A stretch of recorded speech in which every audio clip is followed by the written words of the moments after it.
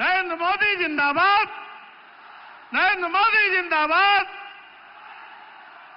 नरेंद्र मोदी जिंदाबाद, नरेंद्र मोदी जिंदाबाद, नरेंद्र मोदी जिंदाबाद, नरेंद्र मोदी जिंदाबाद। धन्यवाद।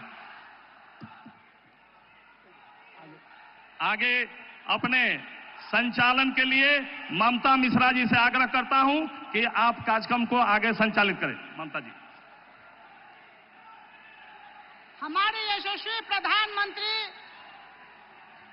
माननीय नरेंद्र मोदी का स्वागत। नरेंद्र मोदी जी का स्वागत हमारे सांसद श्री राजीव प्रताप रूढ़ी जी करेंगे। क्या हुआ?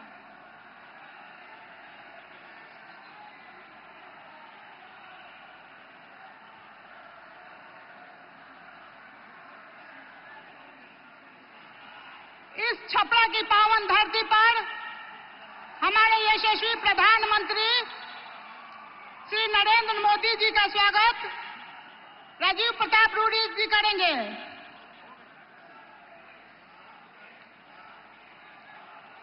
हमारे यशस्वी प्रधानमंत्री जी का स्वागत जिला अध्यक्ष रणधीर कुमार सिंह जी और प्रदेश मंत्री राजनाथ जी करेंगे, जो मंच संचालन भी हैं। नरेंद्र मोदी जिंदाबाद, नरेंद्र मोदी जिंदाबाद।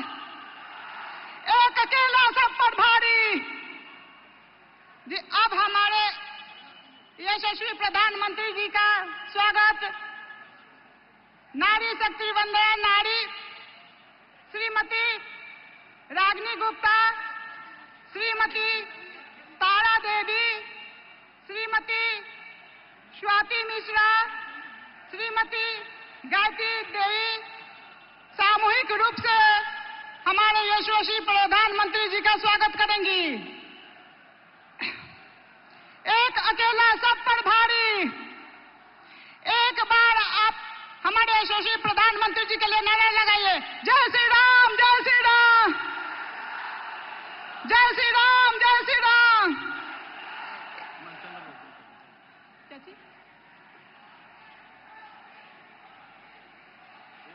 अब हमारे महाचंद्र बाबू अंग वस्त्र देकर हमारे यशस्वी प्रधानमंत्री जी का स्वागत करेंगे। अब स्वागत भाषण के लिए हमारे सांसद श्री राजीव प्रताप रूढ़ी जी मंच पर आए। जय श्री राम, जय श्री राम।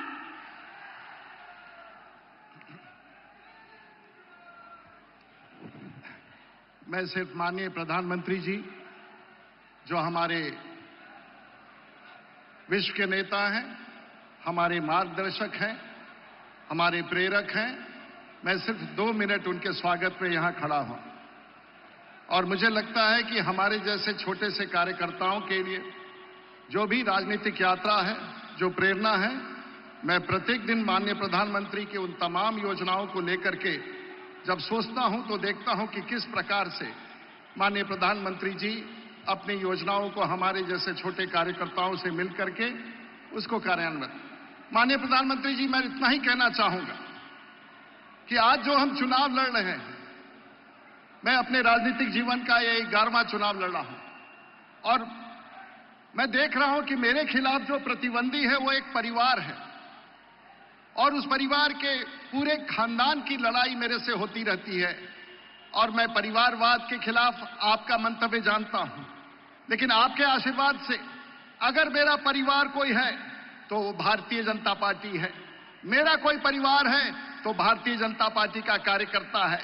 मेरा कोई परिवार है तो वो लाखों लोग हैं जिनका आशीर्वाद आपके माध्यम से हमारे लोगों को मिलता रहता है। और मैं यहां पर आपके उस आशीर्वाद के साथ खड़ा हूं और छपरा के आशीर्वाद के साथ खड़ा हूं। मेरा कोई खून का रिश्ता नहीं है। मेरी मां यहां चुनाव प्रचार नहीं कर रही है, मेरे पिताजी यहां चुनाव प्रचार नहीं कर रहे हैं, मेरे भाई यहां चुनाव प्रचार नहीं कर रहे हैं। मेरा चुनाव प्रचार आपका सैनिक भारतीय जनता पार्टी और एनडीए का एक एक कार्यकर्ता परिवार के रूप मुझे समर्थन दे रहा है और उसी परिवार को लेकर के मैं आपके बीच में आया हूं। मेरा परिवार है। मेरा परिवार मेरा राष्ट्रभक्त मित्र है। मेरा परिवार वो संकल्प और त्यागी दोस्त है। मैं आपके बीच में आया हूं। महोदय, आज आपने भगवान राम को भी शरण दिया, भगवान राम को अपने घर बैठाया। आज देश में भगवान का भी किसी को आशीर्वाद प्राप्त है तो वो देश के प्रधानमंत्री नरेंद्र मोदी को और देश में उन तमाम भारतीय जनता पार्टी और एनडीए कार्यकर्ताओं को और उन नागरिकों को जिन्होंने भगवान राम को अयोध्या अपने घर पर पहुंचा दिया। महाराज, एक गिनीज बुक ऑफ वर्ल्ड, अंतिम बिंदु है महाराज, एक Guinness book of world record बनने वाला है छपरा में। और ये Guinness book of world record Chhapra का जो माननीय प्रधानमंत्री जी बनने वाला है, एक तरफ आपने पिछले चुनाव के पहले 3 करोड़ लोगों, 10 लाख लोगों को छपरा में गैस का कनेक्शन दिया था और इस बार आप 3.5 लाख घरों में भारत का पहला जिला होगा जहां गांव-गांव तक रसोई गैस पहुंचने वाला। ये Guinness book of world record में जाएगा। लेकिन दूसरा एक और गिनीज बुक वर्ल्ड रिकॉर्ड में जाएगा कि एक ही परिवार से लड़ने वाला सांसद जो एक मुख्यमंत्री से लड़े, उनकी पत्नी से लड़े, उनके बेटे से लड़े, उनकी बेटी से लड़े, वो अपने आप में गिनीज बुक में वर्ल्ड रिकॉर्ड है कि राजीव प्रताप रूडी आपके आशीर्वाद से यहां उस चुनौती को स्वीकार करता है। और मुझे विश्वास है कि आपके माध्यम से, आपके आशीर्वाद से जब हम छपरा जीतते हैं तो बिहार के 40 सीट जीतते हैं और जब हम 40 सीट बिहार में जीतते हैं तो 400 सीट इस बार देश में हम जीतेंगे आपके नेतृत्व में। आपका नमन, छपरा की धरती पर आपका स्वागत। बहुत बहुत धन्यवाद। नमस्कार, जय हिंद, वंदे मातरम।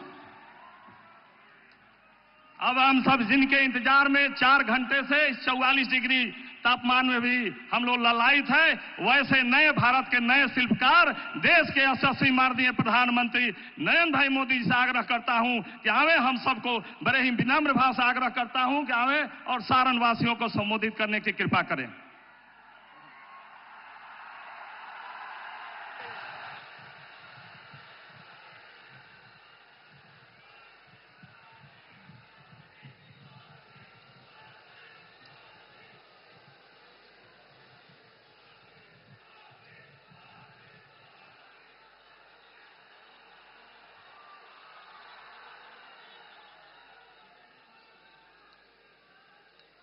भारत माता की, भारत माता की, भारत माता की। मां गंगा आमी माता आ बाबा हरिहरनाथ के ई पवित्र भूमि के हम नमन करतानी। मैं देश रत्न डॉक्टर राजेंद्र प्रसाद, लोकनायक जयप्रकाश नारायण और भिखारी ठाकुर की इस भूमि को नमन करता हूं। सारण का ये स्नेह मेरे सर आंखों पर है। आज आपका उत्साह 7वें आसमान पर है। इस आशीर्वाद के लिए मैं आपका बहुत आभारी हूं। मैं आपका कर्जदार हूं। सबसे पहले तो मैं आप सबकी क्षमा मांगना चाहता हूं। हमारे साथियों ने, हमारे भारतीय जनता पार्टी के कार्यकर्ताओं ने ये जो पेंडल बनाया है, ये व्यवस्था बहुत छोटी पड़ गई और मैं देख रहा हूं इससे ज्यादा लोग बाहर धूप में तप रहे हैं। जो धूप में तप रहे हैं जिनको ये असुविधा हुई, इसके लिए मैं उनकी क्षमा मांगता हूं। लेकिन मैं उनको विश्वास दिलाता हूं, मैं उनको विश्वास दिलाता हूं कि मैं उनकी ये तपस्या बेकार नहीं जाने दूंगा। आपका प्यार, आपके आशीर्वाद और आपकी ये तपस्या, मैं इस क्षेत्र का विकास करके आपकी इस तपस्या को जरूर लौटाऊंगा।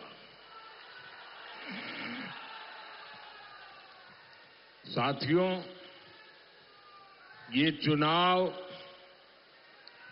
विकसित भारत के संकल्प का चुनाव है। आज दुनिया में भारत की साख भी है और भारत की धाक भी है।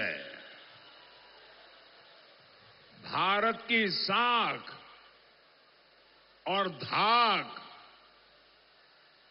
मैं जरा आपसे पूछना चाहता हूं, जब मैं कहता हूं कि भारत की साख भी है और भारत की धाक भी है, आप मुझे बताइए, ये साख और धाक है कि नहीं है? सबके सब जरा जवाब देंगे तो मुझे पता चलेगा कि मेरी आवाज पहुंच रही है। साख और धाक है कि नहीं है? दुनिया भर में है कि नहीं है? भारत का ये रुतबा बढ़े, ये आपको अच्छा लगेगा कि नहीं लगेगा? भारत का रुतबा बढ़े, आपको अच्छा लगेगा कि नहीं लगेगा?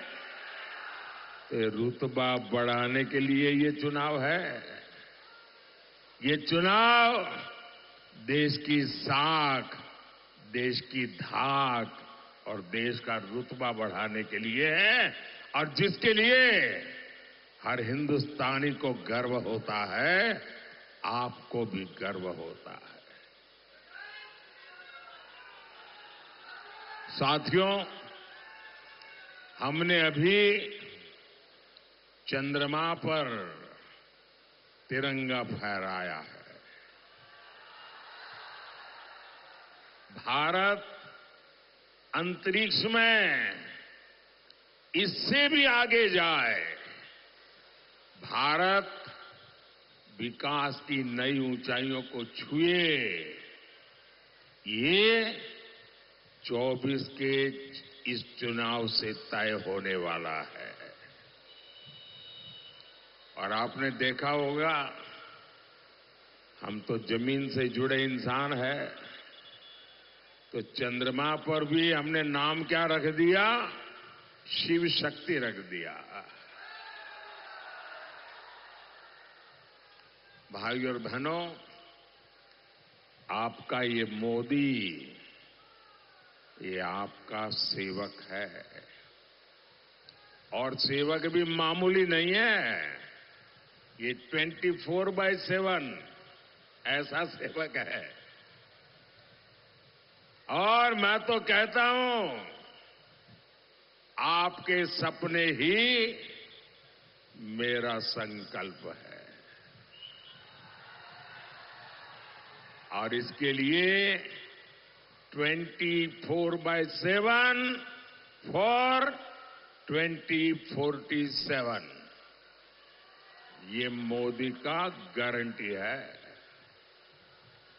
आपने मुझे एक जिम्मेदारी दी और मैं उस जिम्मेदारी को बहुत ईमानदारी से निभा रहा हूं। उतनी ही ईमानदारी से मैं आज देश के लोगों को अपना रिपोर्ट कार्ड भी दे रहा हूं। आज देश भी देख रहा है, मोदी ने अपने 10 साल में कांग्रेस के 60 साल से ज्यादा विकास करके दिखाया है। मोदी ने 10 साल में ज्यादा एक्सप्रेसवे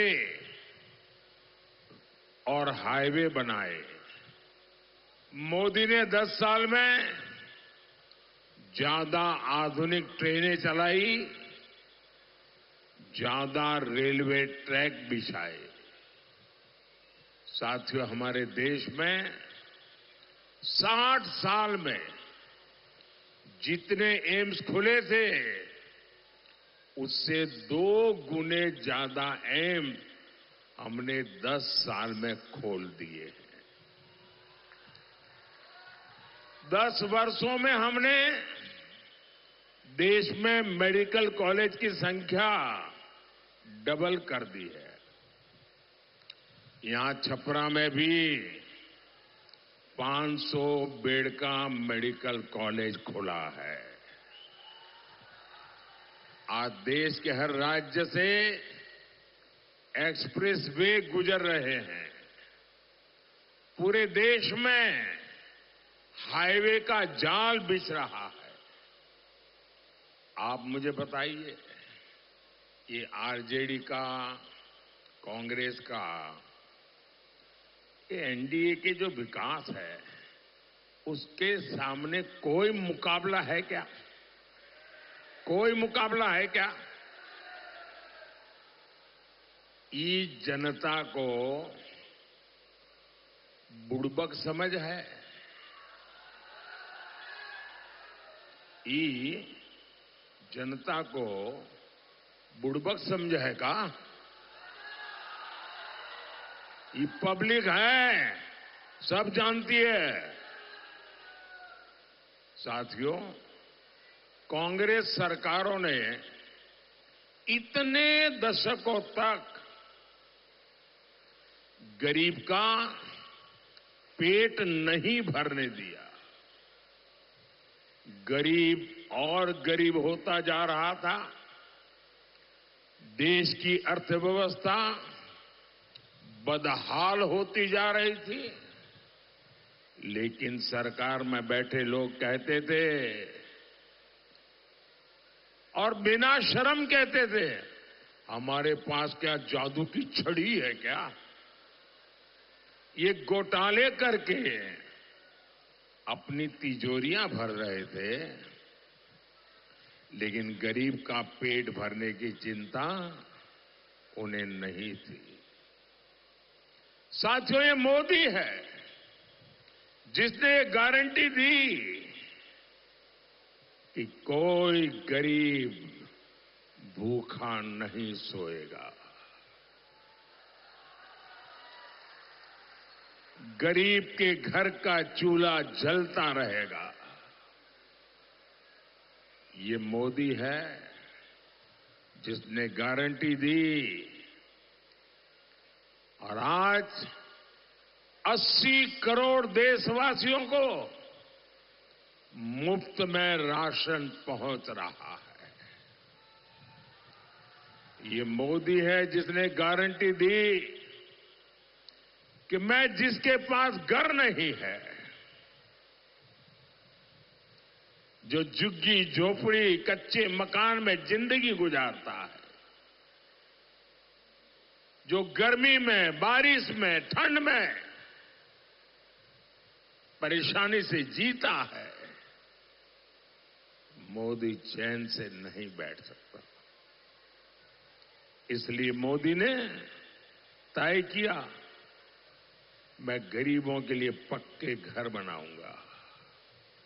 4 करोड़ पक्के घर बना के गरीबों को दे दिए। अच्छा, मेरा एक काम करेंगे आप लोग, मेरा एक काम करेंगे, सबके सब जरा हाथ ऊपर करके बताएं तो मैं बताऊं काम। मेरा एक काम करेंगे, पक्का करेंगे। देखिए, अभी आप ये राजीव रूडी के लिए गांव गांव जाते होंगे, चुनाव प्रचार करते होंगे, लोगों से मिलते होंगे। कहीं पर भी अगर आपको गांव में कोई ऐसा परिवार नजर आए जो आज भी झोपड़ी में रहता है, घर उसका कच्चा है, अगर उसके यहां शौचालय नहीं है, अगर उसके यहां नल से जल नहीं पहुंचा है, अगर उसके यहां गैस का कनेक्शन नहीं है, तो आप उसका डिटेल लिख करके मुझे भेज दीजिए और उसको कह देना कि मोदी जब तीसरी बार प्रधानमंत्री बनेगा ना, जो रह गए हैं उनका भी काम हो जाएगा। और आप बिना चिंता किए, ये मोदी की गारंटी है, बता देना, मेरे लिए तो आप ही मोदी है। हर घर में साफ पानी पहुंचे, महिलाओं को शौच के लिए बाहर जाना न पड़े, बहनों को चूल्हे के धुएं में सांस न लेनी पड़े, जीवन की ऐसी छोटी छोटी चीजें, छोटी बड़ी जरूरतें, इनकी चिंता मोदी ने की। और ये मैं किताबों में पढ़ के नहीं आया था, इसके मैंने किसी का टीवी वीडियो मंगवा के नहीं देखा था, मैं उस जिंदगी को जी करके आया हूं।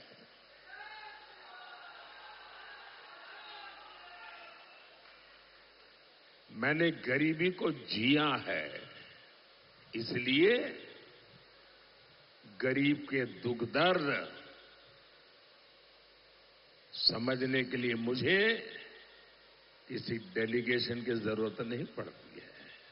और इसलिए मेरे हर काम में, मेरी हर योजना में मेरा देशवासी उसके मध्य में होता है, क्योंकि मैं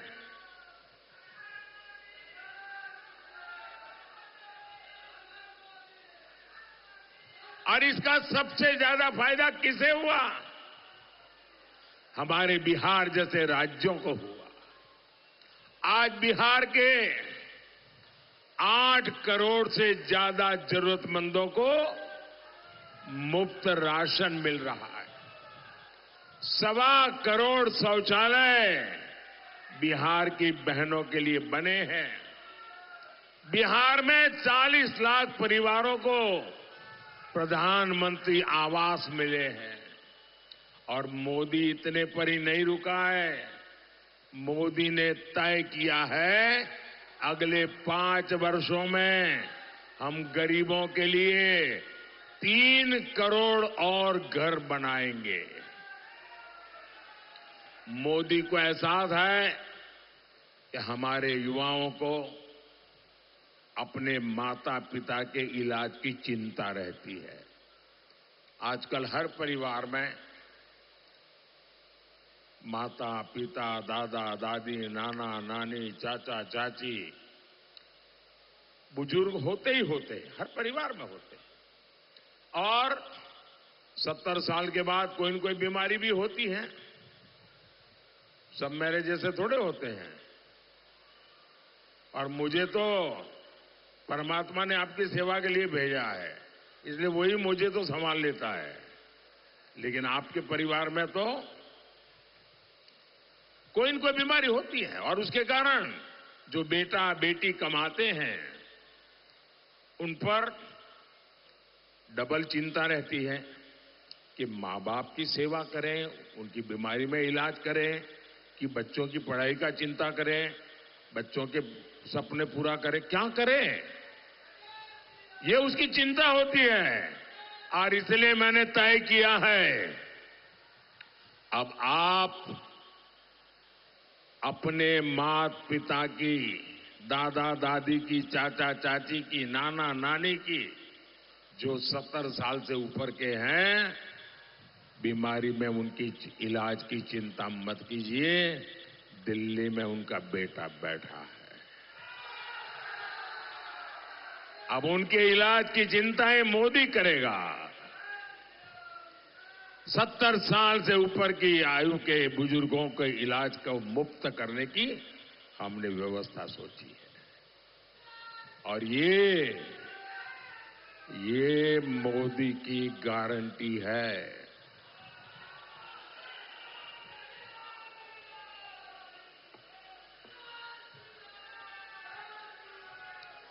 साथियों, मैं जब भी बिहार आता हूं,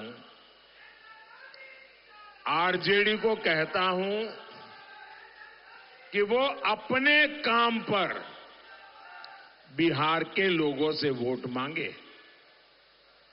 जैसे आरजेडी ने कितने अपहरण करवाए, कितने मर्डर कराए, जैसे आरजेडी ने बिहार में कितने उद्योगों को चौपट किया, कितने तरह के घोटाले कराए, आरजेडी वालों ने इसी के पोस्टर लगाने चाहिए और इसी पोस्टर के आधार पर वोट मांगना चाहिए। वो बिहार में जंगल राज लाने वालों का यही एकमात्र रिपोर्ट कार्ड है। और मैं इन जंगल राज वालों से भी ये भी कहूंगा कि नीतीश जी के नेतृत्व में जो काम हुए हैं, कृपा करके झूठ बोल के उस पर वोट मत मांगिए। आरजेडी के पास अपराध अत्याचार की इतनी बड़ी विरासत है, उसी के आधार पर वोट मांगिए। और आपके पास आरजेडी के लोग वोट मांगने के लिए आए ना, तो पल भर के लिए सोचना कि जंगल राज में क्या क्या होता था। और जो पहली बार वोट देने जा रहे हैं, जब जंगल राज की मुसीबतें थी तब उनका जन्म भी नहीं हुआ था। जरा उन फर्स्ट टाइम वोटर को मैं कहता हूं, आप अपने माता पिता दादा दादी से पूछिए उन्होंने कैसी मुसीबतों में दिन काटे थे, शाम को घर के बाहर नहीं निकल पाते थे। मेरे फर्स्ट टाइम वोटर मुझे नहीं, राजीव जी को नहीं, अपने परिवार के लोगों को पूछे कि कैसे मुसीबत के वो दिन थे। साथियों, इंडी गठबंधन वाले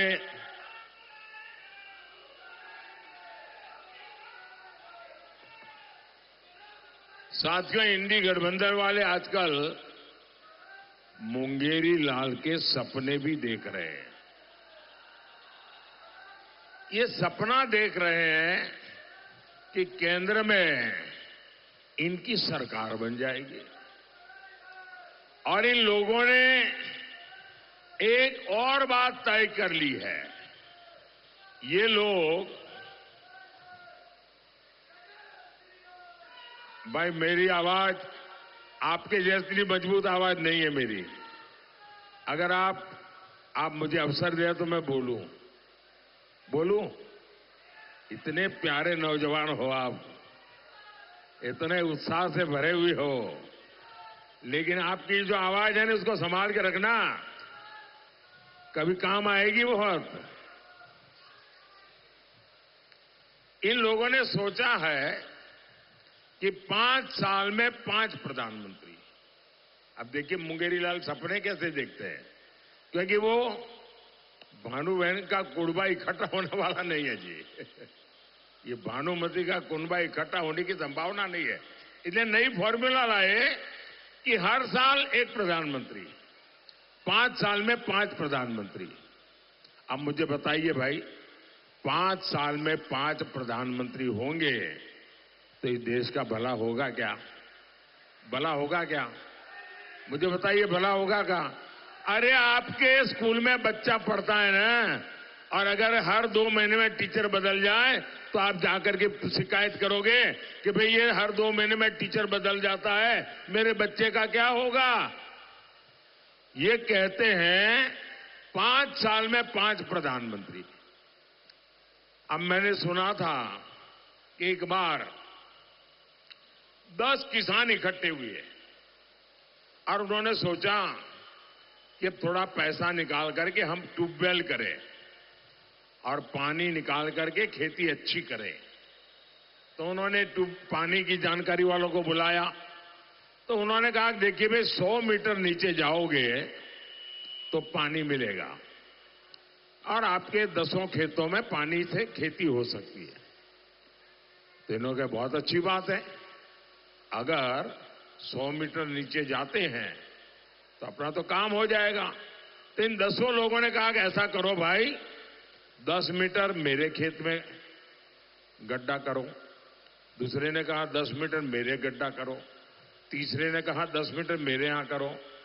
तो 10 लोगों ने कहा देखिए 100 मीटर तो हो गया, अब मुझे बताइए ये 10 खेत में 10-10 मीटर के गड्ढे करेंगे तो पानी निकलेगा क्या? पानी निकलेगा क्या? भाई एक जगह पे 100 मीटर निकल जाओगे तब पानी आएगा। ये 5 साल में 5 प्रधानमंत्री हमारा सर फोड़ेंगे, क्या करेंगे? साथियों, अपना वजूद बचाने के लिए आरजेडी कांग्रेस तुष्टीकरण की जीद पर अड़े है। अब आरजेडी कांग्रेस ने दलितों, पिछड़ों के आरक्षण का हक छीनने का ऐलान कर दिया है। आपसे आरक्षण छीनकर ये धर्म के आधार पर आरक्षण देना चाहते हैं। बिहार में जंगल राज लाने वाले नेता ने तो यहां तक कह दिया है कि पूरा का पूरा आरक्षण मुसलमानों को ही दे देना चाहिए। आप कल्पना कर सकते हैं, आरजेडी जिसे सब कुछ पिछड़ों ने दिया, वही आरजेडी पिछड़ों के साथ विश्वासघात करने वाली सबसे बड़ी पार्टी बन गई है। साथियों, इसी मुद्दे पर मैंने कांग्रेस को भी चुनौती दी थी। मैंने कहा था कांग्रेस लिख करके दे कि वो देश में एससी, एसटी, ओबीसी का आरक्षण मुस्लिमों में नहीं बांटेंगे, वो धर्म के आधार पर आरक्षण नहीं लगाएंगे। आज 3 हफ्ता हो गया, कांग्रेस और उनके साथियों के मुंह पे ताला लगा हुआ है। आरजेडी वाले भी इधर उधर की बातें कर रहे हैं, लेकिन कांग्रेस के वादों इरादों को खारिज नहीं कर रहे हैं। इसलिए मैं आज बिहार के हर पिछड़े, हर दलित, हर आदिवासी को गारंटी देता हूं, ये जंगलराज वाले, ये कांग्रेस वाले कोशिश कर लें, मोदी दलितों, पिछड़ों के आरक्षण की लूट नहीं होने देगा, नहीं होने देगा, नहीं होने देगा।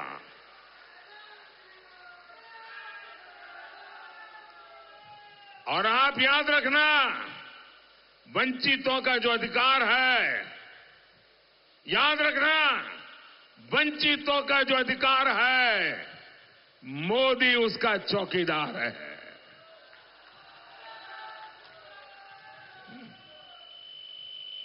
साथियों, आरजेडी और कांग्रेस को मैं ये बताना चाहता हूं, हमारे देश में एक बहुत बड़ा वर्ग ऐसा है जिसको आरक्षण का कोई फायदा नहीं मिला, लेकिन उन समाजों में भी गरीब लोग हैं।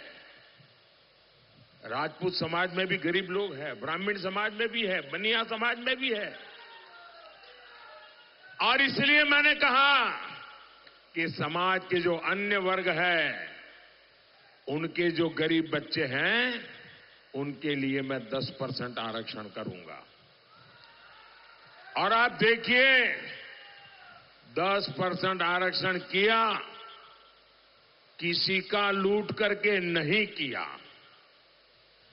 किसी को गाली गलौज करके नहीं किया, सबको साथ लेकर के किया और पूरी संसद को साथ लेकर के मैंने सामान्य वर्ग के गरीबों को आरक्षण दिया और देश में कोई तनाव नहीं हुआ, कोई झगड़ा नहीं हुआ, आराम से काम चल रहा है।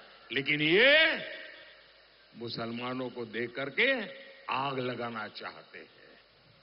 आरजेडी और कांग्रेस दोनों ही पार्टियां तुष्टीकरण की गुलाम है।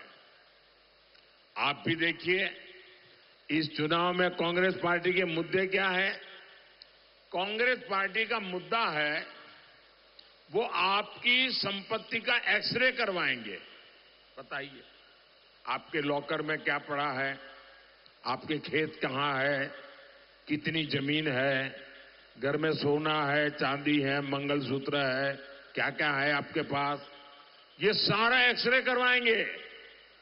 आपकी जो कमाई है, घर जमीन है, कांग्रेस कहती है कि आप जरूरत से ज्यादा अगर होगा तो ले लेंगे, छीन लेंगे और अपनी वोट बैंक को मजबूत करने के लिए उसको बांट देंगे। भाइयों बहनों, कांग्रेस के नेता कहते हैं कि संपत्ति पर पहला हक मुस्लिमों का है। यही नहीं, ये आपकी जीवन भर की पूंजी भी हड़पना चाहते। कांग्रेस कह रही है आपकी संपत्ति आपके बच्चों को नहीं मिलेगी। हिंदुस्तान के हर मां बाप, गरीब से गरीब भी, तकलीफ रेट झेल करके भी बच्चों के लिए कुछ न कुछ जमा करता है। उसके मन में रहता है कि मरने के बाद बच्चों को कुछ दे करके जाऊं, जो भी हो, घर दूं, खेत दूं, कुछ न कुछ दे करके जाऊं।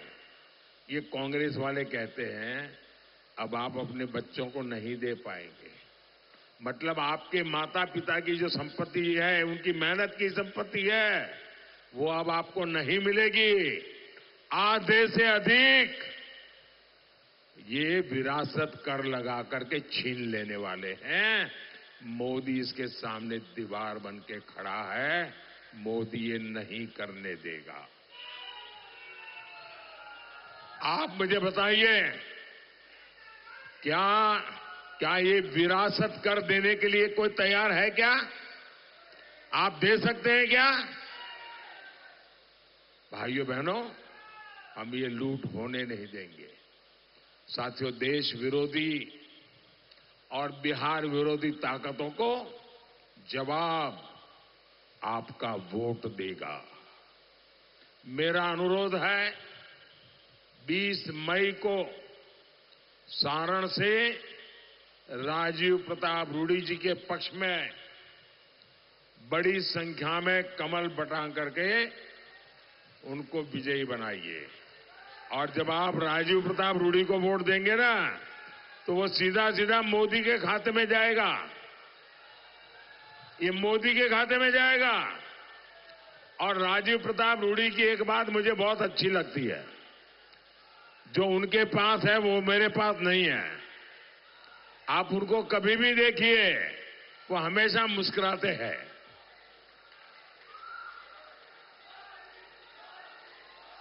तो आपको ऐसा सांसद जो हर पल आपके साथ रहे, आपके सुख दुख का साथी रहे, ऐसा सांसद मुझे भी मजबूती देगा। तो आप और राजीव का मतलब ही कमल होता है भाई। और इसलिए कमल पे बटन दबाइए, राजीव को भेजिए और ज्यादा से ज्यादा मतदान कराएंगे। ज्यादा से ज्यादा मतदान कराएंगे। पहले मतदान फिर जलपान, पहले मतदान फिर जलपान।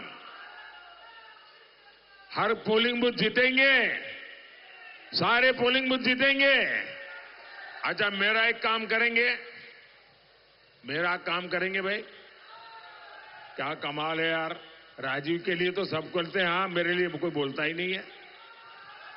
मेरा एक काम करेंगे, हाथ ऊपर करके बताइए, करेंगे? करेंगे? एक काम करना, यहां से ज्यादा परिवारों को मिलना, जाकर के ज्यादा से ज्यादा घरों में जाना और कहना कि मोदी जी छपरा आए थे और मोदी जी ने आप सबको जय श्री राम कहा है। मेरा जय श्री राम पहुंचा देंगे, मेरा जय श्री राम पहुंचा देंगे। मेरे साथ बोलिए, भारत माता की, भारत माता की, भारत माता की। बहुत बहुत धन्यवाद।